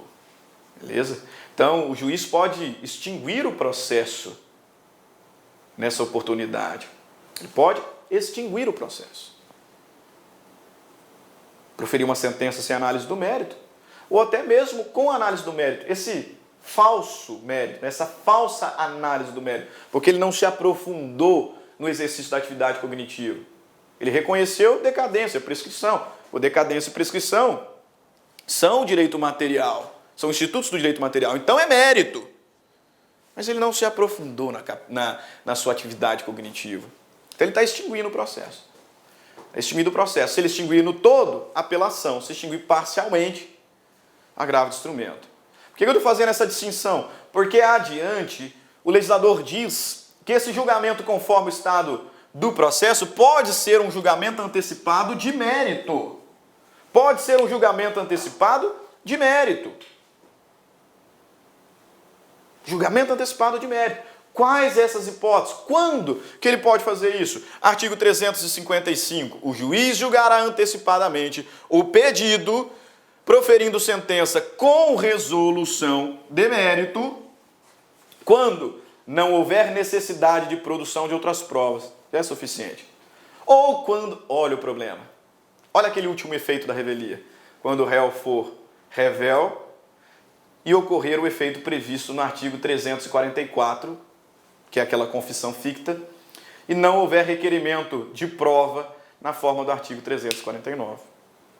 Se já tem prova suficiente, o juiz pode julgar o mérito.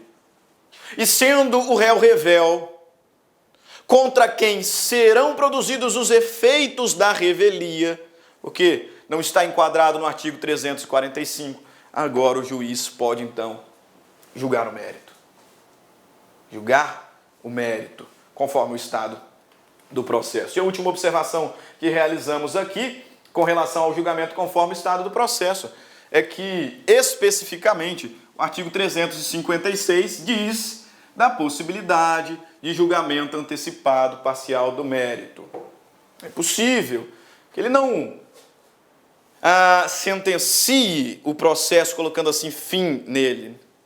Não, é possível que ele julgue o mérito, mas apenas o mérito de um dos capítulos do pedido, de modo que o processo continuará com relação ao restante. É possível fazer isso? É. Artigo 356. O juiz decidirá parcialmente o mérito quando um ou mais dos pedidos formulados ou parcela deles mostrar-se incontroversos ou estiverem em condição de imediato julgamento, os termos do artigo 355, né, que é o artigo anterior.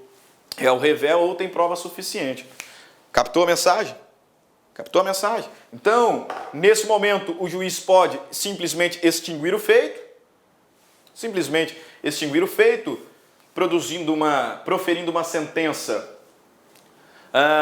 de extinção do feito sem resolução do mérito, ou pode julgar o mérito, mas reconhecendo prescrição e decadência, então sem realmente se aprofundar na sua capacidade, na sua atividade cognitiva, extinção do feito, mas ele também pode julgar o processo conforme o Estado e julgar o mérito.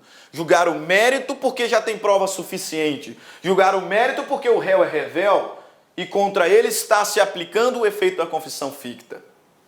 E tanto num caso quanto no outro, é possível que julgue parcialmente.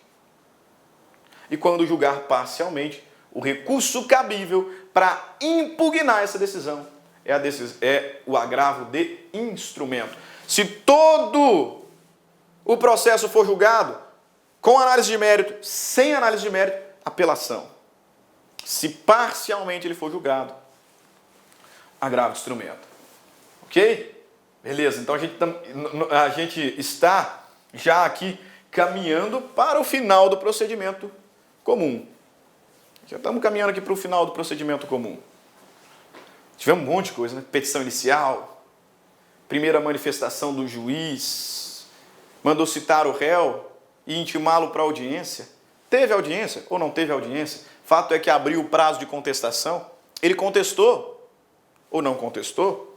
Revel. O juiz tomou ali as providências preliminares com relação ao réu revel, com relação ao réu revel, ao qual não se aplicam os efeitos da revelia, porque se enquadra no 345, intimando o autor para especificar a prova, possibilitando inclusive ao réu revel que junte provas, ou o réu contestou. E aí ele, juiz, possibilitou ao autor o direito de réplica. E não foi o caso de julgamento conforme o estado do processo, nem com análise do mérito, nem sem análise do mérito. Não foi o caso. Qual é o próximo passo? Organizar tudo isso aqui. Agora é a hora do saneamento. Essa fase de saneamento serve para a organização, para preparar o processo para a fase vindoura, que é a fase de instrução probatória. E, posteriormente, a de decisão. Então, agora é a hora de organizar tudo isso. Todo mundo já falou, o juiz já manifestou, contraditório foi respeitado, ampla defesa também. Agora é hora de organizar, sanear, preparar o processo para a instrução probatória. Se necessário for, para a decisão.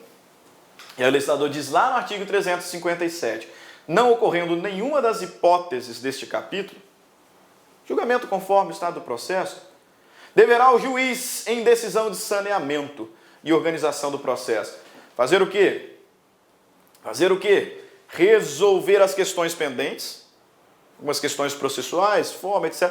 Pendente, vamos resolver agora, colocar a casa em ordem, delimitar as questões de fato, sobre as quais recairá a atividade probatória e especificar os meios de prova que serão admitidos, definir a distribuição do ônus da prova, delimitar também as questões de direito relevantes para a decisão do mérito e, por fim, designar, se necessário for, a audiência de instrução e julgamento. Ok? Então, saneamento, vamos organizar a casa. Vamos organizar a casa resolvendo as questões pendentes, delimitando o fato, especificando as provas que poderão ser produzidas, né? Distribuindo aqui o ônus da prova, delimitando as questões de direito que são relevantes para o julgamento do mérito. E agora, é necessário? É. Então, designe a audiência de instrução e julgamento.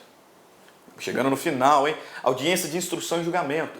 E nessa audiência de instrução e julgamento, a primeira coisa que o juiz terá que fazer é tentar conciliar de novo.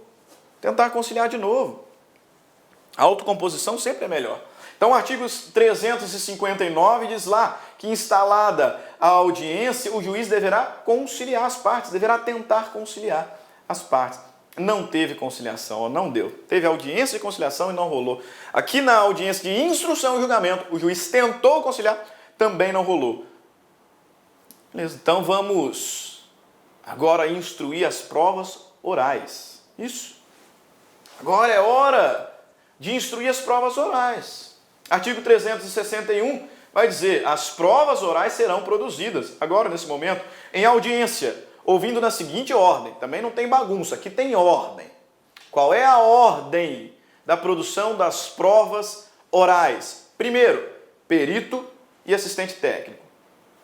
Primeiro, ouviremos os peritos e os assistentes técnicos que responderão aos quesitos apresentados. Segundo, depoimento pessoal. Depoimento pessoal, primeiro do autor, em seguida do réu. E, por fim, terceiro, vamos ouvir as testemunhas e inquiri-las. Primeiro as testemunhas arroladas pelo autor, depois as testemunhas arroladas pelo réu. Então, perito e assistente técnico, respondendo ali aos quesitos formulados, depoimento pessoal do autor, em seguida do réu, oitiva das testemunhas, né, e inquirição das mesmas, testemunhas arroladas pelo autor primeiro e depois as testemunhas arroladas pelo réu. Terminou a instrução probatória.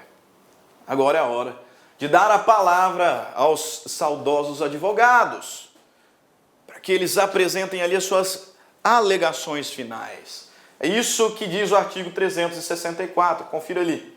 Finda a instrução, o juiz dará a palavra ao advogado do autor e do réu, bem como ao Ministério Público, né, se for aqueles processos que dependem de intervenção do mesmo. E o prazo será sucessivamente de 20 minutos para cada, prorrogável por mais 10 minutos a critério do juiz. Instruído, terminada a fase de instrução probatória, deixa o advogado ou autor falar, 20 minutos, prorrogado por mais 10.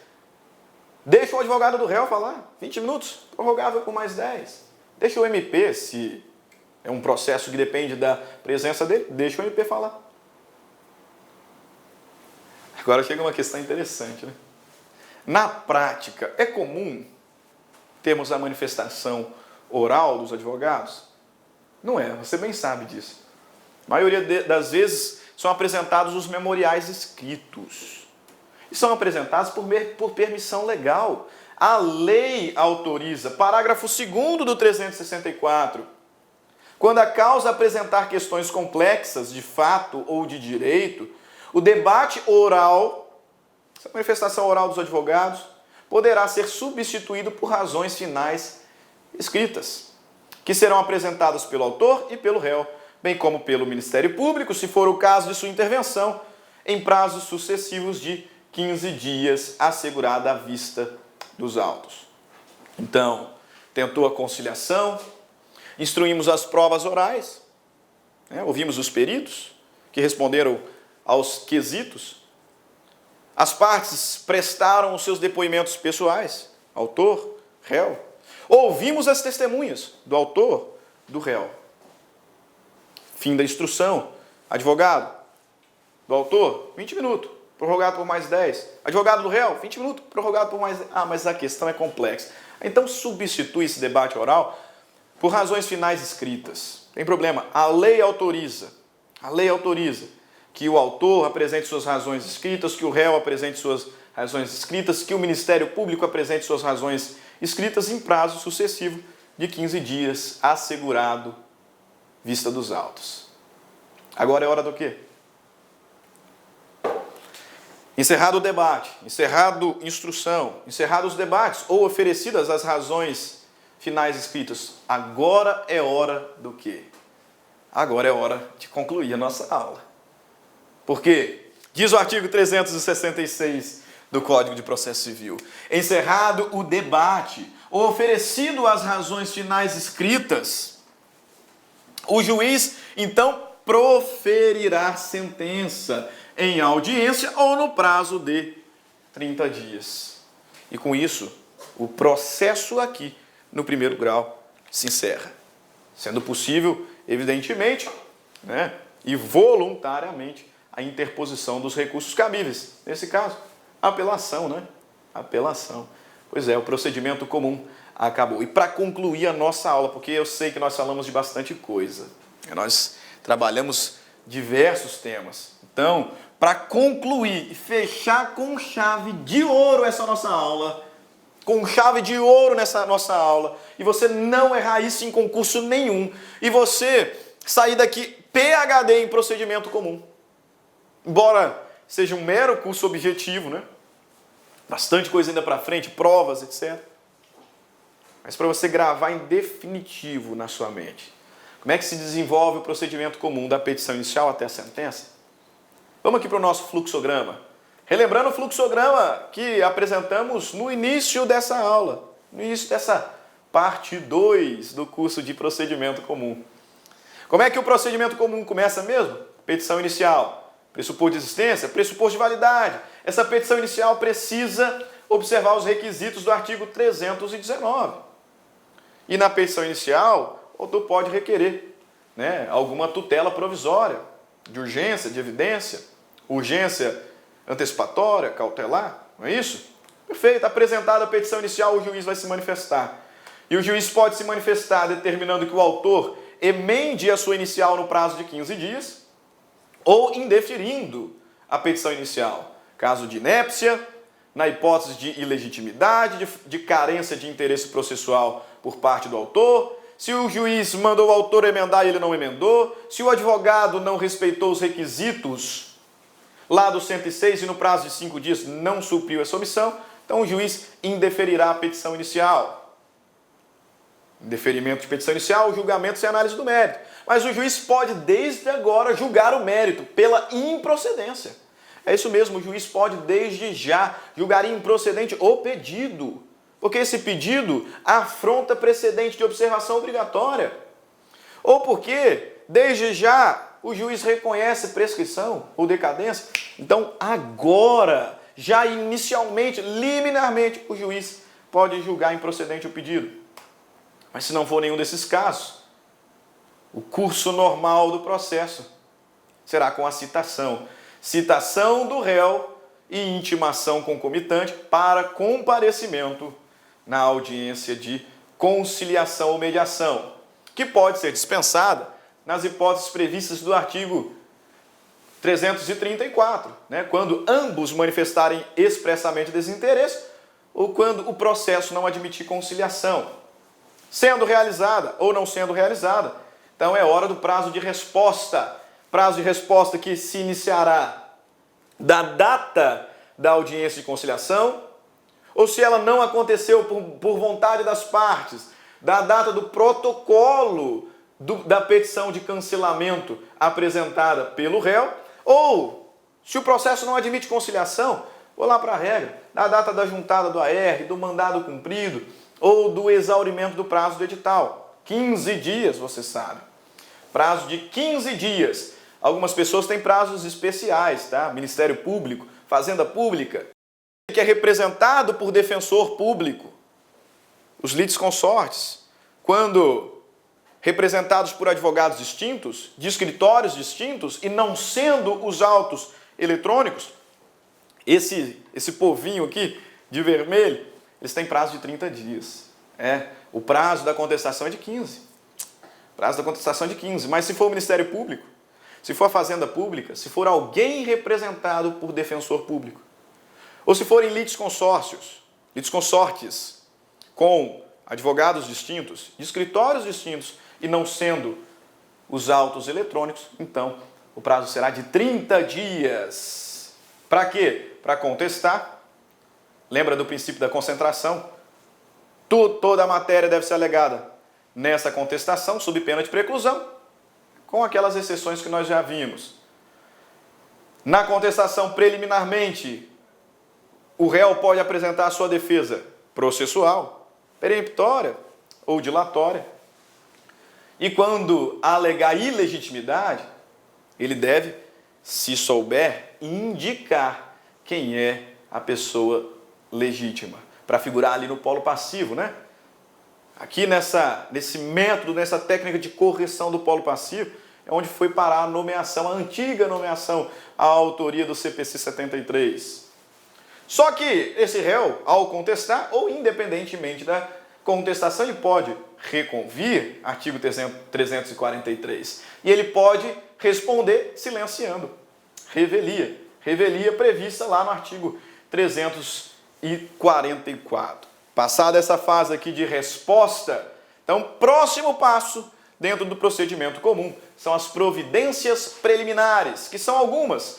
Primeira, no caso daquele réu que é revel, mas que por se enquadrar lá nas hipóteses do artigo 345 não sofrerá os efeitos da revelia, então réu, revel, que não sofrerá os efeitos da revelia, o juiz determinará ao autor que especifique as provas.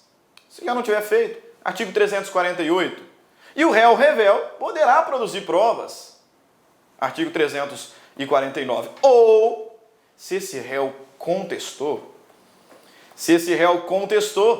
então o juiz dará a oportunidade de réplica para o autor, especialmente se esse réu alegou fato impeditivo, modificativo ou extintivo, artigo 350, né, do Código de Processo Civil. Mas também será dada a oportunidade de réplica para o autor se o réu, na sua contestação, alegou preliminar de contestação, alegou ali alguma das matérias previstas no artigo 337. Nessas duas hipóteses de contestação do réu, apresentando fato impeditivo, modificativo, extintivo ou apresentando preliminar de contestação, defesa processual, artigo 337, o juiz dará a oportunidade para o autor apresentar sua réplica no prazo igual de 15 dias. Ou esse juiz poderá julgar o pedido, poderá julgar o processo conforme o estado em que se encontra. E quais são as hipóteses de julgamento conforme o estado do processo? Primeiro, extinção desse processo, nos termos do artigo 485, sem resolução do mérito, ou 487, com resolução do mérito, mas aquele mérito em relação ao qual o juiz não se aprofunda na atividade cognitiva, porque é prescrição, é decadência. Pois é, hipótese de julgamento conforme o estado do processo. Mas ele pode julgar o mérito de verdade. É isso aí, julgamento antecipado do mérito à luz do artigo 355. Quando que ele pode fazer isso? Se não houver mais necessidade de produção probatória, ou em se tratando daquele revel, contra quem serão produzidos os efeitos da revelia, contra quem aplicar-se-á aquela confissão ficta. Pois é, nessa hipótese o juiz pode julgar o mérito antecipadamente, conforme o estado do processo. E tanto na extinção, nos termos do artigo 485, 487, inciso 2º e 3º, e também com relação ao julgamento antecipado do mérito. Esse julgamento pode ser parcial. Se for parcial, agravo de instrumento. Perfeito? Não, mas não aconteceu esse julgamento antecipado. Então agora é hora de organizar a casa, né, doutores? Organizar a casa com as providências de saneamento e de organização do processo, previstas lá no artigo 357. Saneou, organizou o processo. Agora é hora da instrução e julgamento, da audiência de instrução e julgamento, nos termos do artigo 358 e seguintes. E agora? Agora é a hora do quê? Agora é a hora de sentença. Agora é a hora da sentença. Com isso, meus caros, a gente conclui aqui nosso estudo sobre o procedimento comum. Espero que a nossa aula tenha sido realmente útil para o seu aprendizado, para a sua preparação, para aquele concurso público que você tanto almeja passar. Fiquem com Deus. Um grande abraço aqui do professor Stanley Costa. E nós nos vemos em breve. Isso, nas próximas aulas de Direito Civil e Processo Civil. Pessoal, fiquem com Deus. Grande abraço Até breve. Minhas amigas, sou o professor Luiz Antônio Carvalho, quero agradecer você que ficou no final da nossa videoaula e dar 3 recados para vocês aí da Lá Concurso, né? O primeiro é o seguinte, o PDF e mais o Personal Coach, que é a nossa grande ferramenta pedagógica para acompanhar e potencializar, acelerar seus estudos por apenas R$ 29,90. Esse é o PDF mais a metodologia, ou seja, você vai assistir os vídeos, os mesmos vídeos, mas aonde? Na nossa plataforma no YouTube, ela é a nossa plataforma do site, ok? Por R$ 29,90. E também, lembrando para vocês que nós estamos preparando uma ultra revisão de véspera de no mínimo 20 horas, tá? Eu coloco no mínimo porque eu tenho certeza que nós iremos aí ultrapassar, né? Essa carga horária de 20 horas do conteúdo focado para o TJ Pará. Essa revisão é 100% baseado em exercício da banca do CESP, né? Que a gente já começou os preparativos dessa nossa super revisão. Começará a ser disponibilizado esse conteúdo a partir do dia 6 de janeiro. E essa super revisão é pay-per-view, tem que ser no site da LAC, por apenas R$ 39,90. E se você quer mandar um recado, conversar com o professor Luiz Antônio, faço um chamamento para vocês que nós temos um programa semanal chamado Concurseiros, que a gente transmite ao vivo, sempre às 19 horas, horário de São Paulo. E o primeiro programa, o programa de estreia, dia 30/10, estarei aqui com vocês. Bacana? Então, forte abraço com vocês e até a próxima aula, se Deus quiser. Tchau, tchau. Fui! Clique lá.